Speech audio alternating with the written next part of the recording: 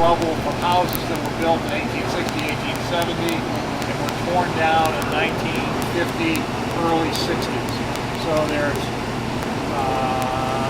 not much concrete, but there's a whole lot of stone, brick, rock, cinders, door hinges, steel, springs, rubble, artifacts. We've even found some coins over there. How about old models? It's not intact. So far we're finding bits and pieces.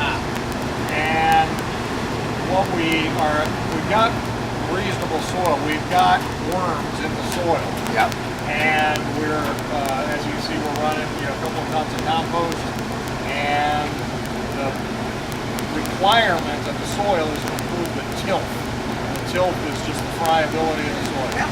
So we're breaking it up. Let me show you the stand at this end. You can see this is what we call a breaker box, a breaker chamber.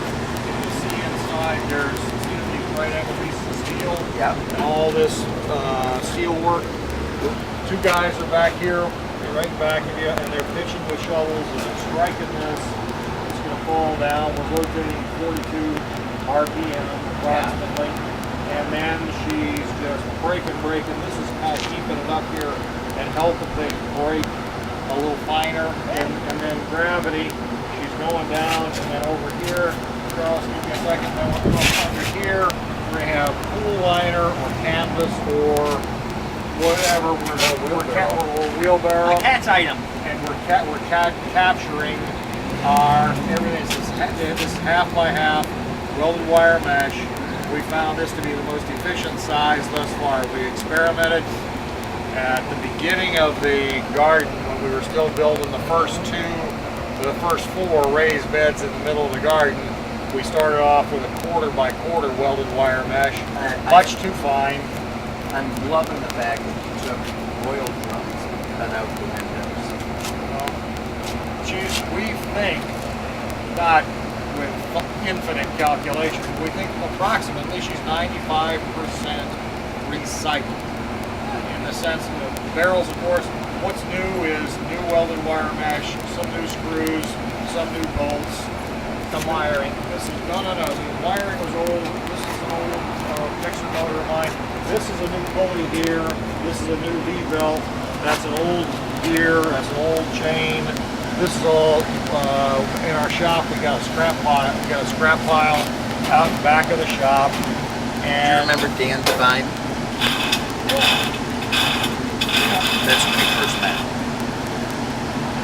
David Devine. David Devine. I did his father's name. David Devine. Yes. David, I saw David a couple months ago. Excellent. I have those same issues. I can't wait to see it work. Nicole Stewart, another one of our garden volunteers, is running over to her house and going to bring over a little extension cord for us. We got one issue that we're noticing, and that is we get what we're calling a preload in the chain and the sprocket gear drive. So every once in a while we get a little loud, slightly disconcerting pop. And we're going to be able to, where we're going, everything we do is a work in progress. We're going to go ahead, what we're thinking about is we'll probably go ahead and shift from the gear drive here to a V pulley here, and it'll be upper V and lower V. This is 1750 geared down to 42 RPMs. See, you could also use one of the slotted belts that they use on the Harleys. Oh yes. But if you want that kind of soft but direct drive. Right. I think having V-belts, other than the hassle of wearing out, there's a safety factor in a V-belt because your automatic clutch. Yes. You put something in here and screw it up, and a V-belt says, okay, we're going to squeal and slip. Exactly. I'm going to let you know there's a problem. Harley's just going to break your arm. Right. Harley's just going to break your arm. Right. So Good luck. I can't wait. And then the other thing. Do this for me. Please come on over here, because what we're doing is, I'm not organized yet.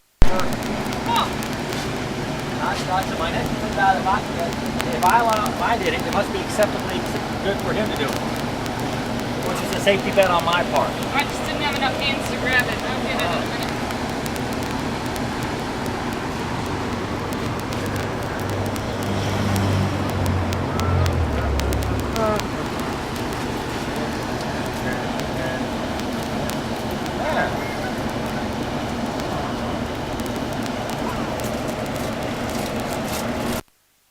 Quiet on the set, rolling, energizing the, here we go.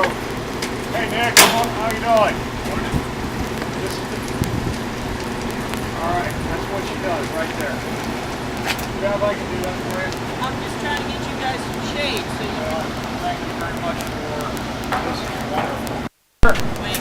Start right in here. The other one over there with the stage. So you said it was about 18 feet low. So this is No, that's Oh, he's filming. He's holding it here. two barrels. You can put that in. Guys there, shovels. you just throw it in. Compost boom, as they're talking right there. Kind of hits it. Hits out, falls down. This is what we call a breaker chamber right here. Yeah, I see it. Catch the large pebbles and stuff. Yeah. And You're coming over here. Oh. stuff with a few RPM, and it's just going to crash and bubble, feed out into separate down this end. And the dirt falls. Full liner or tarp, Beautiful. or whatever, and we'll catch our good stuff right here. It's gorgeous. Water. You think I'm going to be here?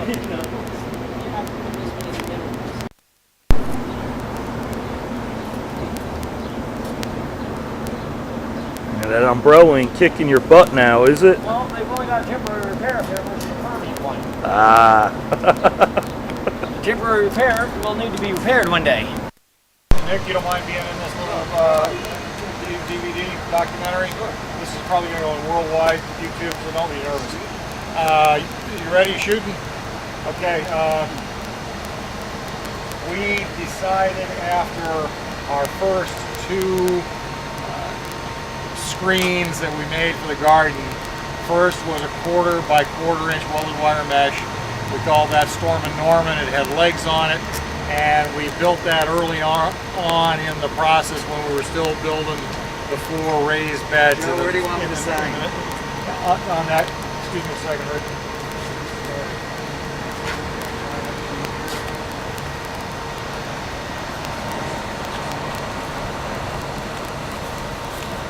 Okay, quiet on the set, rolling. In July 2nd, 2009, we broke ground in the middle of our 10,000 square foot lot over on the corner of 25th and Fawn Avenue. We have that courtesy of Surface Technologies, Mr. Brian Stump. We do not own the land, we use it by their good graces. The site was houses coming out of 1860, 1870, 1880. We don't know exactly. And those houses were demolished in the late 50s, early 60s. In the soil we found, thank you!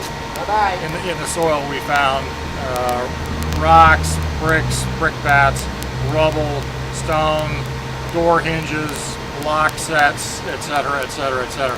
All kinds of debris that is interesting archaeologically. We found coins going back to, I think, a 1921 penny is the earliest we found thus far. Fascinating. Gardening is also a little mini archaeological experiment. We built our first sifter, 2 feet wide, 4 feet long, 1/4 by 1/4 welded wire mesh. Very good, nice, beautiful fine soil coming out of it. Lots of artifacts. We're getting rid of our weeds. They're going into a bucket or a wheelbarrow at one end. Stone and rock are going into another bucket. And it's taking a long time. We're making a beautiful product, but it's just taken 3 forevers. We enjoyed it. We jumped up to The next one, which is same rough size 2x4, half by half welded wire mesh. It upped our productivity tremendously, and now we're putting shovels full of soil on top of this and using a glove, heavy glove, because there's lots of glass, broken bottles in the soil also. So it's a very Zen-like, it's almost a medieval technology, but it afforded us the opportunity to talk with one another about history, philosophy, the affairs of the day, etc. Most enjoyable, but again, not efficient enough to prep 10,000 square foot lot. We're looking at about 7,000 to 8,000 square feet that we want to have under cultivation. We're here to raise fresh organic vegetables for Union Mission, Food Not Bombs, and Catholic Worker. That's our mission statement. We're additionally, item 2, we are a teaching garden for little ones. Bing, bing, bing, bing, bing, bing, bing, bing, bing. This is a seed, this is a weed, this is a plant, this is a carrot, this is a potato, etc., etc., etc. And the kids are taken to it like ducks to water. We've had thus far the children from the YMCA Summer Youth Program. We've had visiting groups of 10 students from Baldwin-Wallace University, Baldwin-Wallace College in Ohio came down as our guests, and they volunteered with us as what we call a crop mob, which is any group of characters that comes together to assist a farmer or a gardener.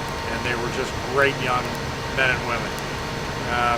We are currently in our second and a half. We're going to have our second anniversary this coming July 2nd, and we've had Governor Tim Kaine was our guest when we broke ground, or shortly after we broke ground in 2009. He visited us. Primarily he was visiting Bev at the garden, but he did pay us a little bit of attention, which was gracious. And we, since going through this process of finding all this rubble and debris in the soil, I said we've got to come up with a better, stronger, more efficient way. I looked at large, flat screen sifters, usable, workable, but then I dug into it further, and the further I went, the more I found the ancient Trommel. I understand from some friends who have done more digging than I that this goes back to BC era, and that the Romans used it in their preparations for, I guess, their industrial construction. I found the first reference that I was able to locate in Stockholm in 1801. I do know that these are used on a huge industrial basis, units as big as this building, for municipal waste, for processing soil, processing material for gold extraction, silver extraction, metals, semi-precious metals, and gemstones. In all the research that I did on the internet, I did not find anything that was appropriately sized for what we wanted to do. We've got about, as I said, 7,000 to 8,000 square feet of soil that we want to prep to a depth of about 1.5 feet, and that breaks down into somewhere in the range of about, I think it was about 280 cubic yards of soil, or somewhere around 30 full cement mixers, and that's a lot of material. So working with garden volunteer Randy Harrell and other volunteers, Charlie Kelly, Kevin Stewart, James Everson, we worked out of Randy's scrap metal pile. We found an old stair stepper, which is the base for the chassis for the wheels. Randy, who's an extraordinary welder, extended it, as you can see here. James Everson found us those 12-inch wheels, which are perfect for this baby. We got 2 used 55-gallon drums. We had bits, pieces of machinery that we cannibalized. The motor, which is a half horsepower 110 motor, single phase, was from an old mixing machine. The stock you see here is pieces and parts from some old steel bed frames, chopped, cut, welded, primed, and painted. This rotating mechanism down here, or these carrier wheels, are from an abandoned shopping cart that we just chopped and cannibalized and welded in place. As you can see, I'm going to do just a light lift here. I'm not going to go anywhere serious, but it's movable. We can move it around to wherever we need in the garden. It's got some substance. It's a couple of hundred pounds.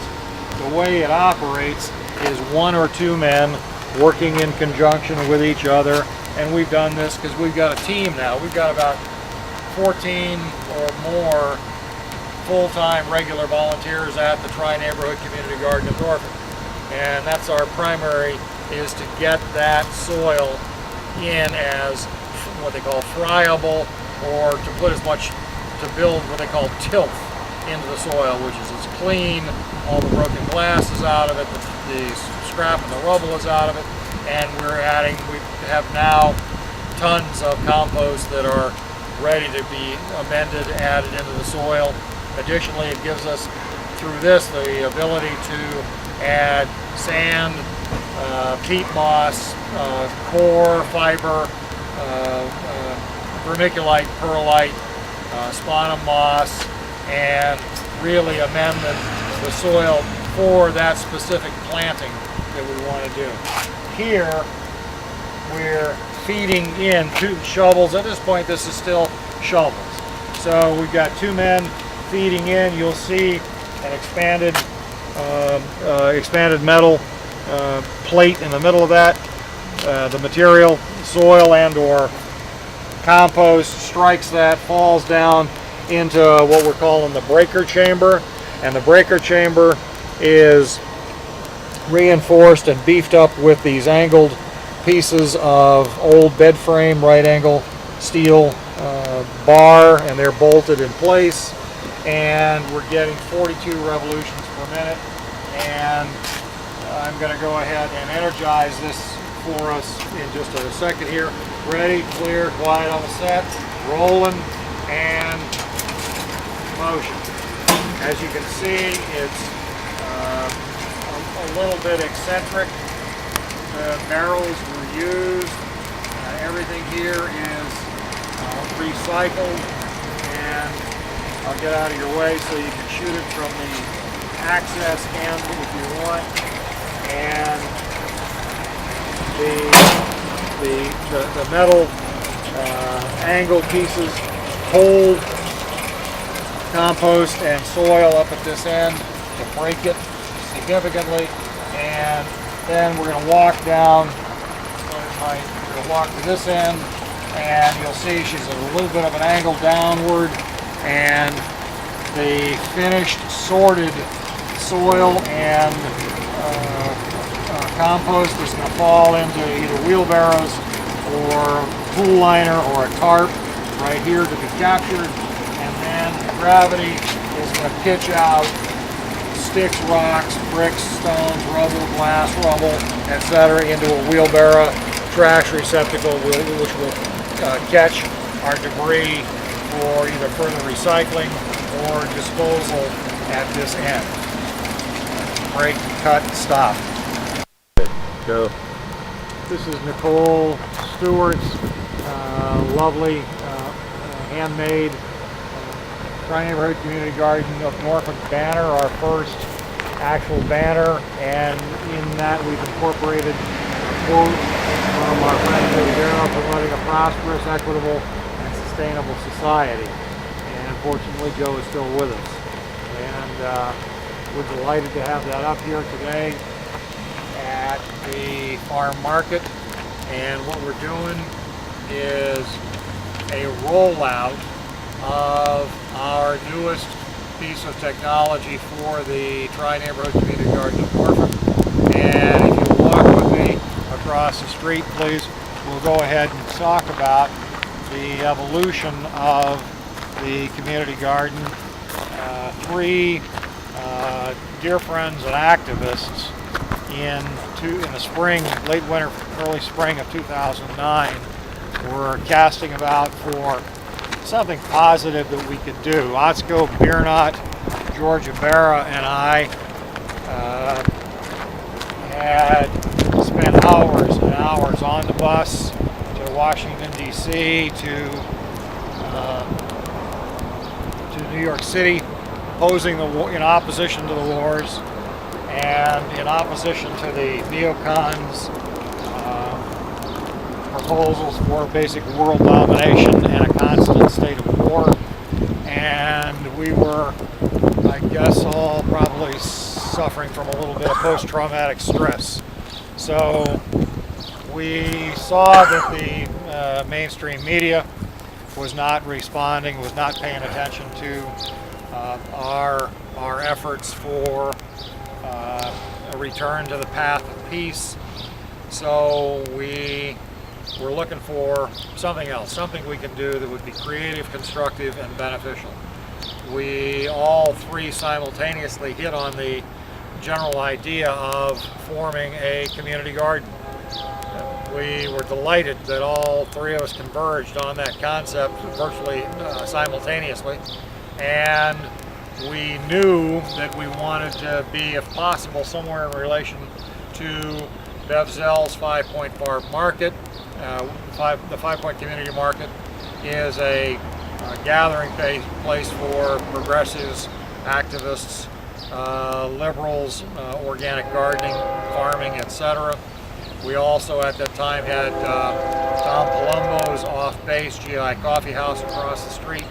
So we looked in this neighborhood for a while and at vacant lots, and then we stumbled upon the obvious, which is this lot, which turned out, fortunately, to be owned by Surface Technology Corporation.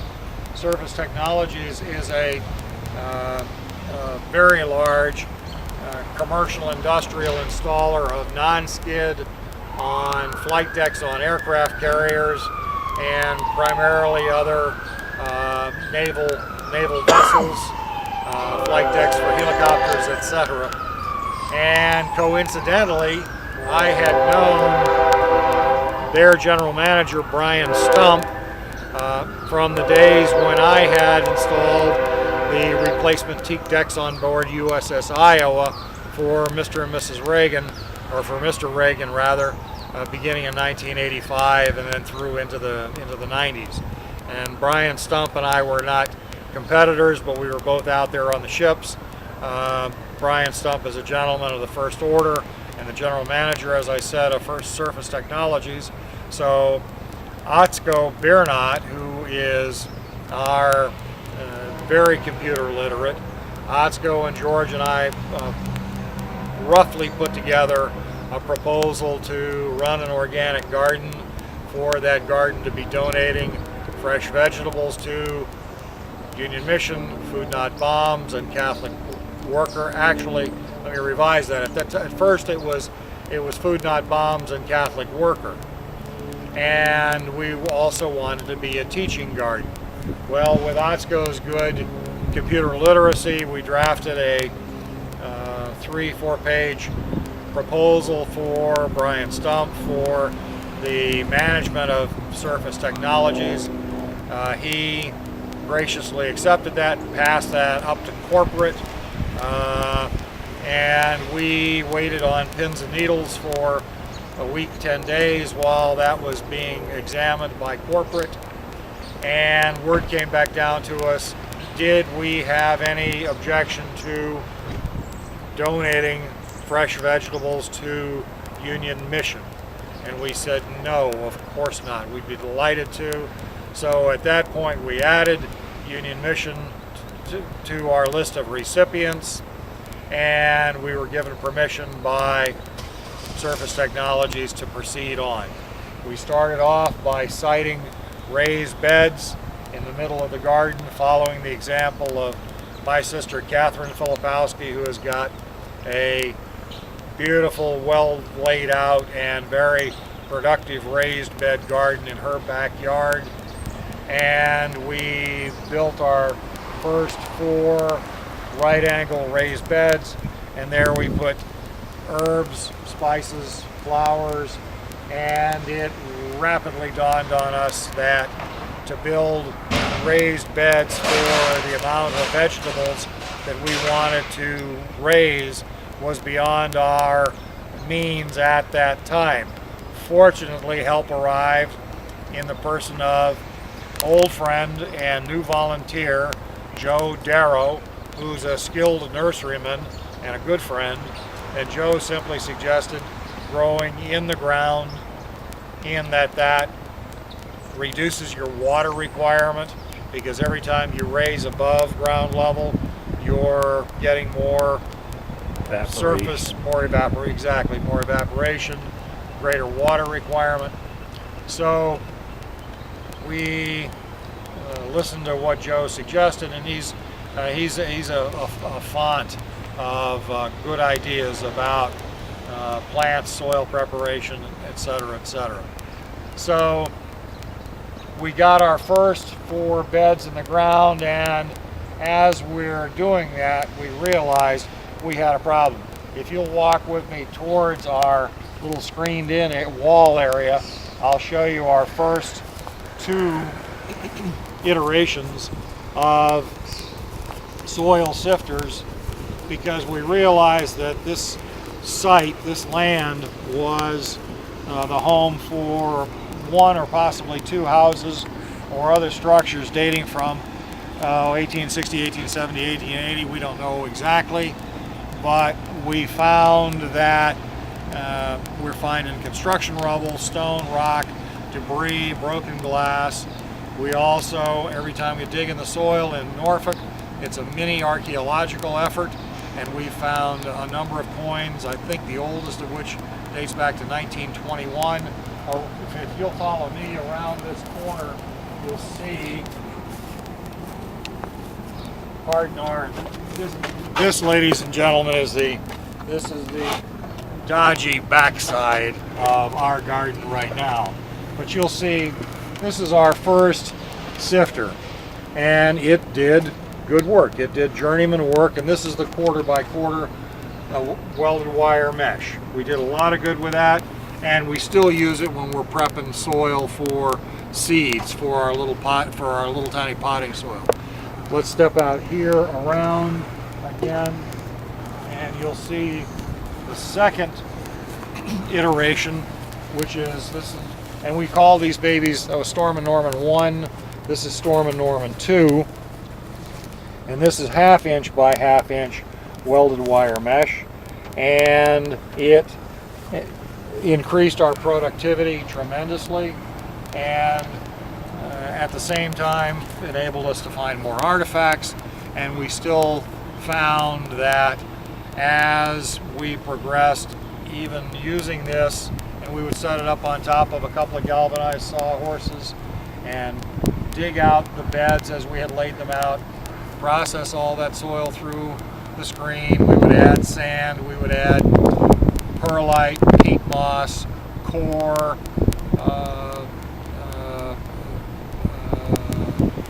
any other amendments that were necessary to improve the soil. It was good, but we've got 10,000 square feet here, and we'd like to have about 7,000 of it, or maybe 8,000 of it, under cultivation. We want to be able to go down to a depth of about 1 foot approximately, especially for our root crops, because we've gotten our first, walk with me this way if you will please, and you'll see, and we can do a little narrative as we're going. Our potatoes are coming in. We're harvesting our potatoes now. Those 2 triangles, one is red potatoes, one's white potatoes, and they're being harvested. This is eggplant here, eggplant, marigolds of course, and we've got 2 artichokes here and here that that are coming up. So that's what an artichoke That's looks what an like. artichoke. Okay, Yes, that sir. one I didn't know. Artichoke looks like that, and eggplants, and then some more beans. These are beans back here. Tomatoes, an old crop of Egyptian walking onions that we just taken the heads off for seeds. But I can show you that is an interesting detail. The Egyptian walking onion reproduces itself like this. These are and I believe they're called corums, and I think that's C-O-R-U-M-S, but I'm not positive. And they just replicate on these stalks. So when this main mother plant withers, it falls over and just keeps, and pretty soon you'll have a huge bed of Egyptian onions. It's like an above ground rhizome. Exactly. Tomatoes of course, peppers of course. Be careful, do not touch them. Some of these are necessary to. They're hot peppers. They're hot pepper, okay. and the I think they call it capsicum. Caps. Yeah, I know what you mean. I'm not Yeah. positive the pronunciation.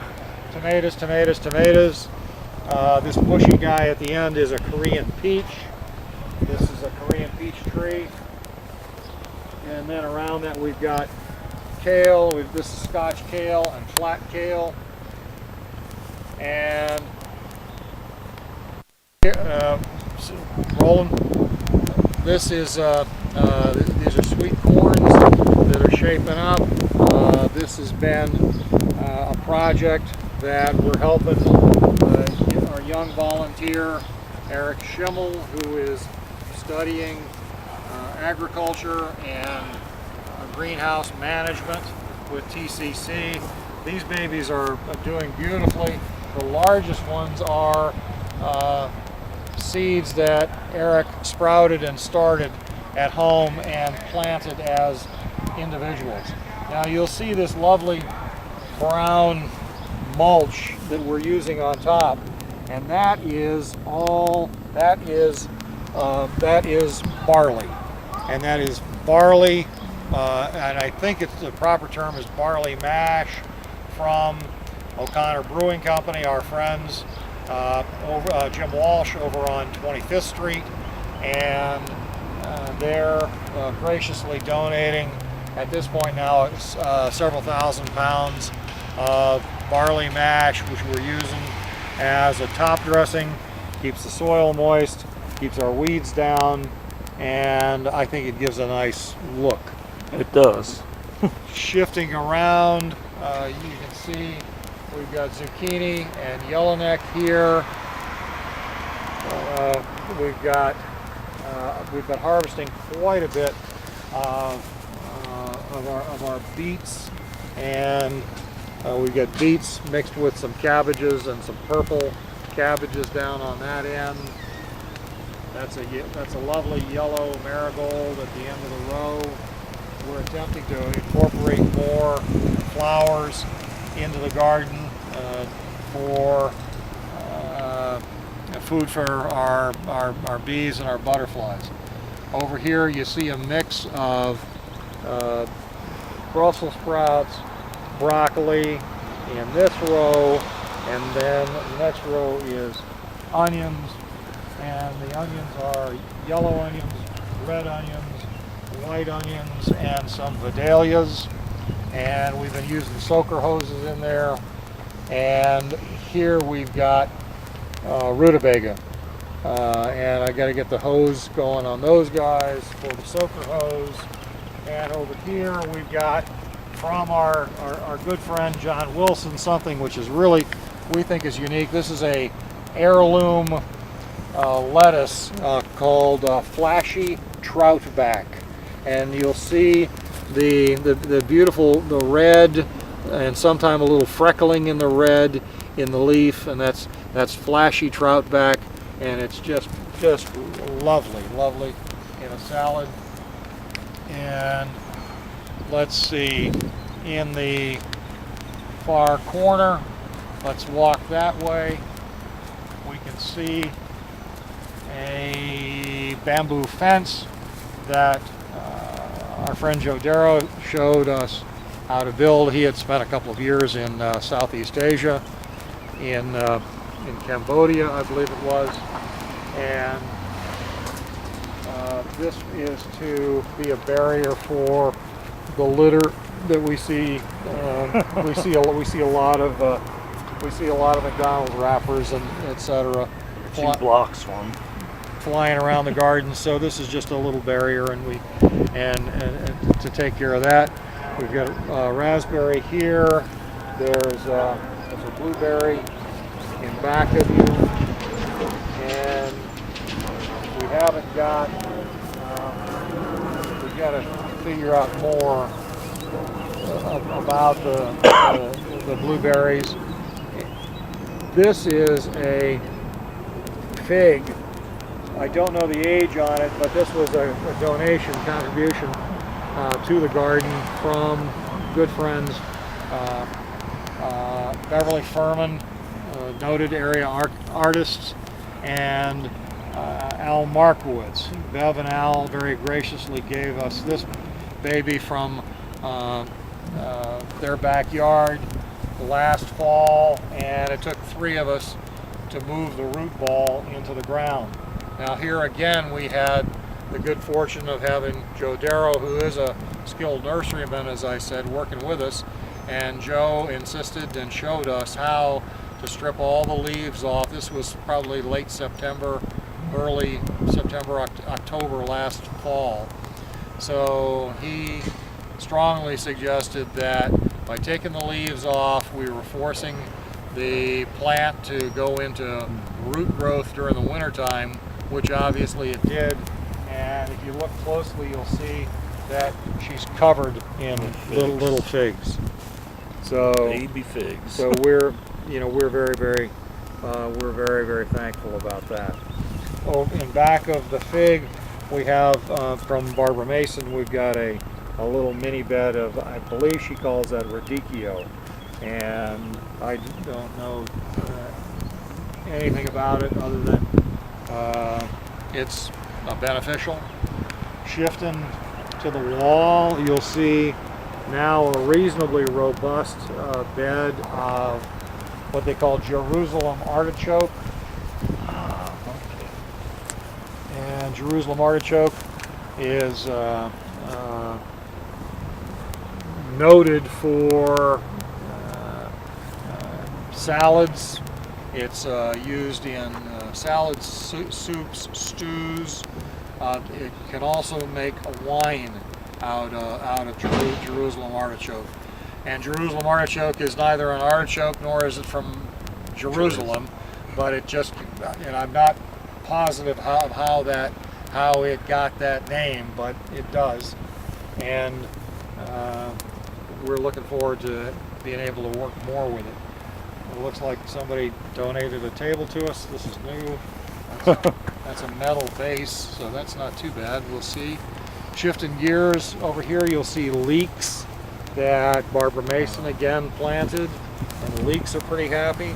And these are our carrots, and again George, Avera, and I process all the soil through this bed. So these carrots are about that long. I don't want to pull one up right now without a right tool to go ahead and because otherwise, I don't want to break them off in the soil.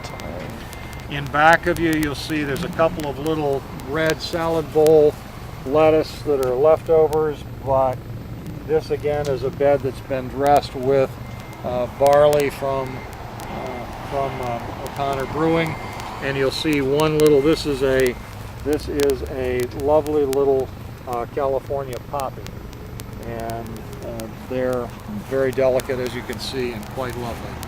Do we have the ability? I don't have any tool with me. How about pull it? Can we? I was just going to give her one. So. Okay. Well, yes. Please do. And if you can document that, please, Richard. I like the leaf in salad myself. Mm-hmm. My husband Beautiful. noticed that. Beautiful. Bravo. He's never pulled a carrot. My husband. Bravo. Let me help. This is, gave one to the baby last week, and he said, "Oh look, the leaves taste just as good as the carrot does." Yeah, they're good in salad. so this is why we respectfully insist on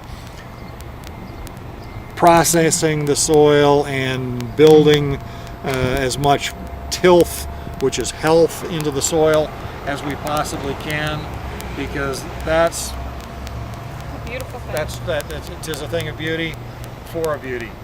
And I'm gonna go. Let me go. We'll wash this off for herself. There's a little treat for you, my dear.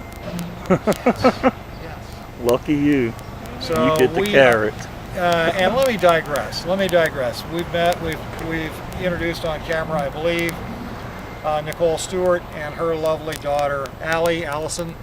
And by and large, the garden is about more than just growing fresh organic vegetables, and it's more than just teaching little people, bing, bing, bing, bing, bing, bing, bing, bing, bing, that this is a seed.